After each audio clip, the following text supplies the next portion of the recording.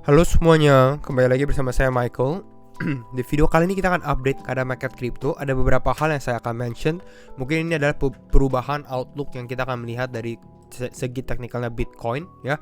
Berikut juga dengan berita-berita terbaru di market crypto. Jadi ini akan cukup pack juga, kita akan bahas berita maupun analisa teknikal seperti biasa. Dan kalau misalnya teman-teman suka video ini, jangan lupa untuk share videonya, like ataupun subscribe ya. Sebelum saya membahas update market crypto, saya mau membahas sesuatu juga, yaitu mengenai Telegram ya. Di Telegram kemarin beberapa teman-teman di komen ada membahas ya untuk membuat grup diskusi gitu ya. Jadi kalau misalnya teman-teman mau kita buat grup diskusi juga, mungkin bisa komen lagi. Jadi saya tahu banyak yang tertarik. Mungkin nanti kita akan buat juga grup Telegram untuk diskusi juga. Mungkin ini adalah di saat-saat bear market seperti ini, teman-teman bisa berdiskusi, mencari kesempatan-kesempatan yang akan datang juga ya di market crypto ya. Jadi bisa komen juga. Dan ya, kalau yang belum join grup Telegram atau channel Telegram ini, jangan lupa untuk join ya. Sekarang kita akan langsung masuk aja untuk update market crypto hari ini, di mana market sedikit mengalami kenaikan ya. Bitcoin di level 16.500, lebih ke arah sideways. Namun saya lihat ini seperti Ethereum yang sebelumnya mengalami pelemahan, ini mulai ada sedikit kenaikan, naik 3% ya. XRP juga sedikit mengalami kenaikan. Kalau kita lihat secara 24 jam terakhir, di sini kita lihat ada CRV, Solana, Binary X, Huobi Token, Convex Finance ini yang masih mengalami kenaikan, walaupun kenaikannya bisa kita bilang cukup standar karena Bitcoinnya masih lebih ke arah sideways. Bitcoinnya masih tertahan oleh di resistance ya. Nanti saya akan bahas secara teknikalnya. Untuk penurunan di sini nggak terlalu banyak juga ya untuk beberapa altcoin. Sekarang kita masuk ke Fear and Greed Index dulu. Di Fear and Greed Index kita lihat dari sini, kita di Extreme Fear ya, di level 20 ya. Sekarang kita akan masuk untuk update market crypto. Dimulai sebelumnya kita akan mulai dulu mengenai makro ya. Di sini tunggu dulu dia loading ya. Kita akan bahas tentang FOMC minutes. Sebelumnya kita sempat bahas di beberapa video terakhir, kalau tidak salah di sini potensi drop untuk crypto ya, mengenai FOMC minutes ya. Dimana FOMC minutes ini bukan baru saja keluar, namun beberapa jam yang lalu keluar ya. Kita akan mau lihat bagaimana pendapat dari Federal Reserve gitu ya mengenai situasi ekonomi saat ini. Ya, namun kita bisa lihat secara price action sebenarnya Bitcoin relatif stabil, nggak terlalu banyak pergerakan yang signifikan ya, walaupun FOMC minutes-nya ini keluar, pertanda bagus sebenarnya. Namun kalau kita lihat dari FOMC minutes ini, karena bentuknya sebenarnya report atau laporan gitu ya, ada beberapa hal di sini Tech Talks Macro summarize atau dia mengambil kesimpulannya. Yang pertama adalah uncertain lag between monetary policy action and economic effects. Jadi ya kalau kenaikan suku bunga secara khususnya gitu ya, ini cukup lama efeknya gitu, ada uncertain efek yang gak ada yang tahu lag-nya itu berapa lama. Jadi artinya apa? Artinya Federal Reserve ini takut kalau misalnya mereka melakukan hal yang terlalu agresif atau hal yang terlalu lebih gitu. Jadi mereka harus lebih berhati-hati. Dengan hal seperti ini, artinya Federal Reserve kemungkinan besar di next FOMC ya mereka akan lebih gak akan terlalu agresif gitu ya. Mungkin kenaikan suku bunganya akan dikurangkan juga gitu ya. Bahkan di sini mereka juga membahas slowing the pace of rate increase would soon be appropriate. Jadi artinya mungkin ada kemungkinan perlahan-perlahan suku bunganya ini kenaikannya akan dipelanin, dan ini membuat mungkin risk aset mulai bisa kembali naik lagi kalau hal ini terjadi gitu ya. Jadi ini sebenarnya pertanda yang cukup positif. Namun kenapa Bitcoin gak naik dan lain-lain? Bitcoin sedikit naik sebenarnya kalau teman-teman lihat di chart 60 di 1 jam, kalau nggak salah di jam 2 pagi ya.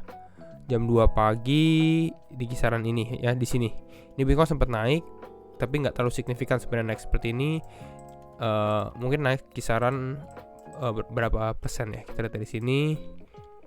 Ya kisaran 0,8%, 1%, nggak terlalu volatile lah gitu ya kalau kita lihat dari FOMC-nya sendiri. Namun saya rasa big move coming soon gitu ya.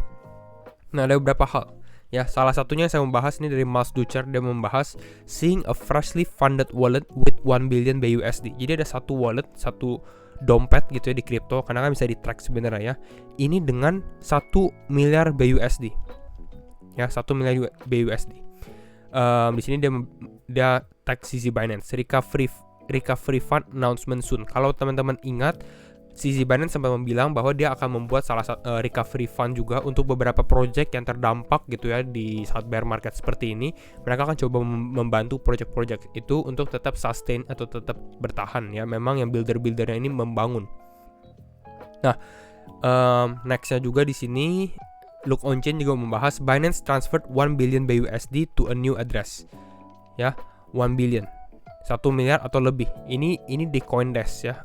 Beritanya nggak tahu kapan. Kalau nggak salah beberapa minggu lalu pada saat FTX crash tersebut, Binance is targeting 1 billion or more for a previously announced recovery fund. Jadi ini recovery fund untuk crypto project crypto ya.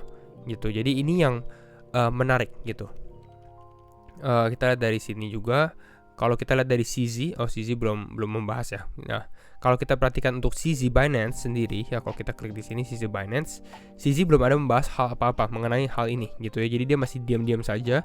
Jadi kita nggak tahu, bisa jadi pada saat CZ announce, recovery fund-nya udah official, karena kita lihat dari on-chain datanya sebenarnya udah kelihatan ini 1 billion BUSD sudah masuk gitu ya. Di sini 600 juta, di sini 400 juta gitu ya. Jadi ini udah 1 miliar BUSD. Nah ini tinggal tunggu CZ announce. Mungkin pada saat CZ announce market bisa mengalami kenaikan. Itu possible kalau menurut saya gitu ya. Sekarang kita akan langsung masuk untuk next topic, next news. Ini yang cukup mencengangkan juga ya. SBF, kita tahu SBF founder FTX, mantan CEO dari FTX juga. Dia tetap membahas ya. Ini baru. I'll be speaking with Andrew Ross Sorkin ya at the Dealbook Summit next Wednesday 30 November.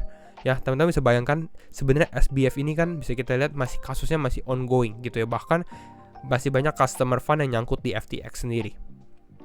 Tapi dia malah menjadi speaker di salah satu event yang kita sempat bahas juga. Ini kalau nggak salah New York Times punya event ya. New York Times punya event.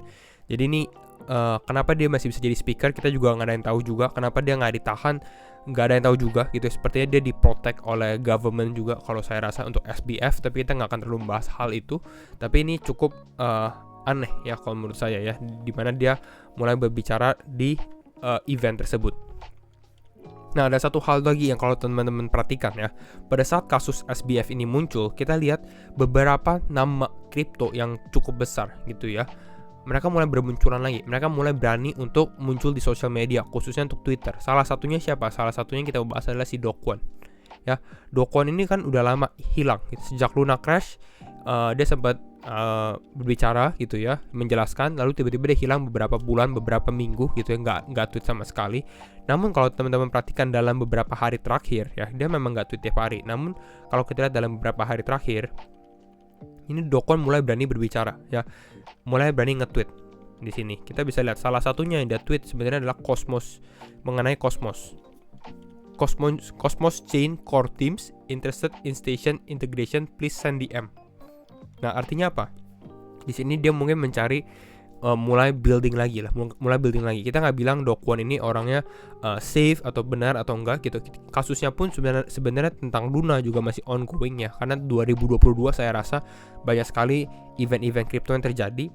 Namun di sini dia mulai bertanya dengan Cosmos Network ya, atau Atom kalau teman-teman tahu.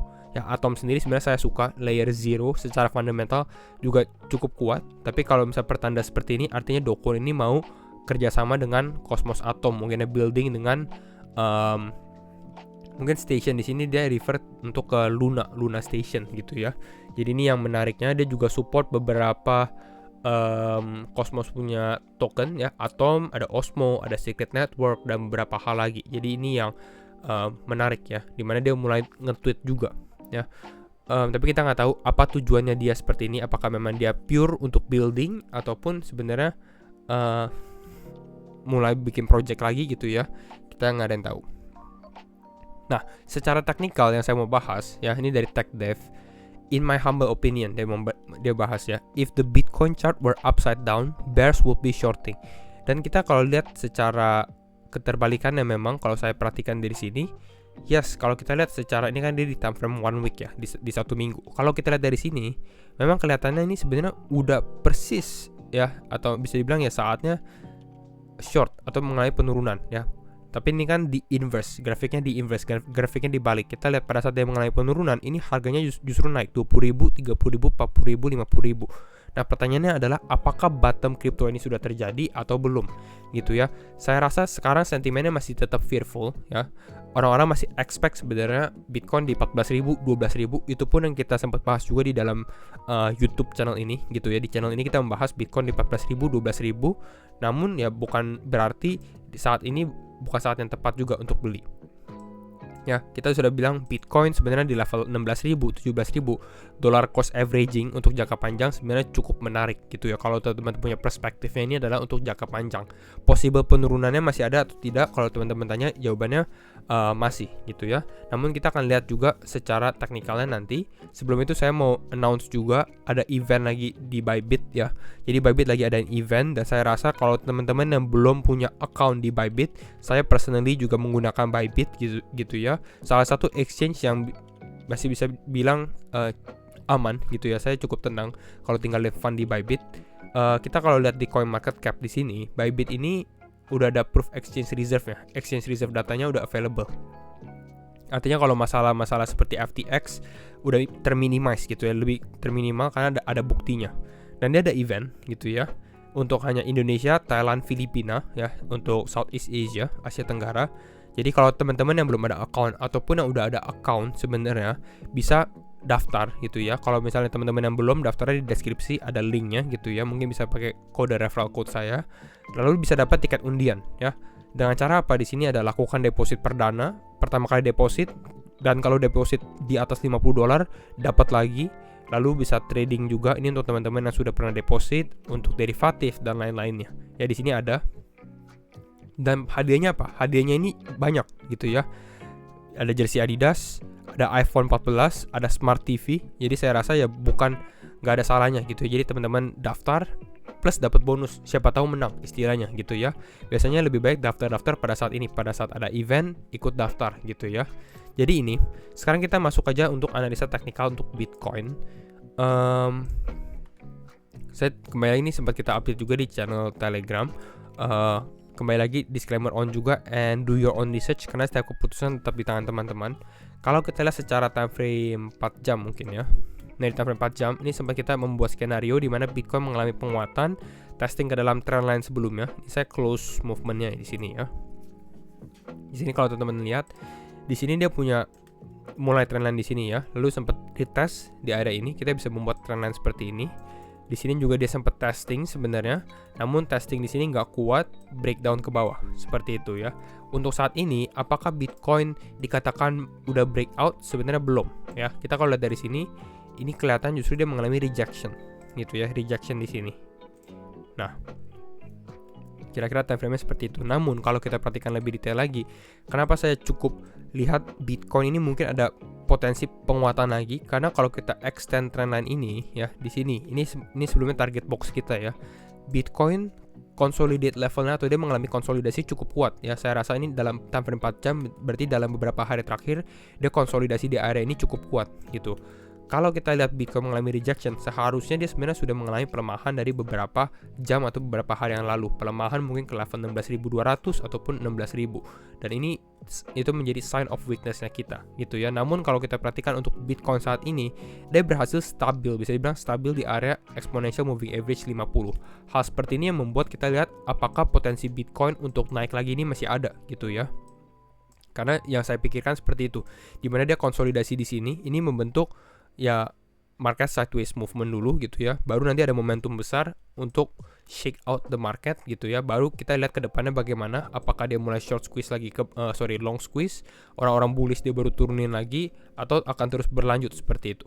Namun yang kita perhatikan seperti ini, tapi kita belum bisa flip benar-benar oke, kita tetap bullish, karena saya rasa hal itu bisa terjadi kalau kita memang bisa naik ke atas ini ya, break 16.700, tapi break trendline ini juga gitu ya, retest lagi baru naik ke atas seperti ini. Baru ini menjadi full breakout yang tepat lah.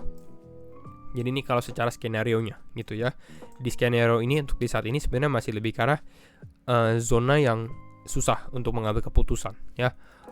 Saya update juga untuk Ethereum sedikit. Ethereum juga mengalami penguatan, kita bisa lihat dari sini juga. Secara harga hari ini juga mengalami penguatan.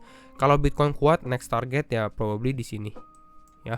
Sebelumnya menjadi resistance, sekarang menjadi level support. Sebelumnya menjadi support, sekarang menjadi resistance, level 1240-an ya. Dan kita bisa lihat juga secara Bitcoin dominance, sebenarnya Bitcoin dominance-nya juga mengalami penurunan. Ini yang membuat Bitcoin konsolidasi tapi altcoin masih mengalami kenaikan. Gitu, ini yang kita perhatikan untuk Bitcoin dominance. Jadi kira-kira itu dulu untuk update market crypto hari ini. Dan kalau misalnya teman-teman suka video ini, jangan lupa untuk share videonya, like ataupun subscribe. Dan sekali lagi, thank you semua for watching and see you in the next video. Bye bye.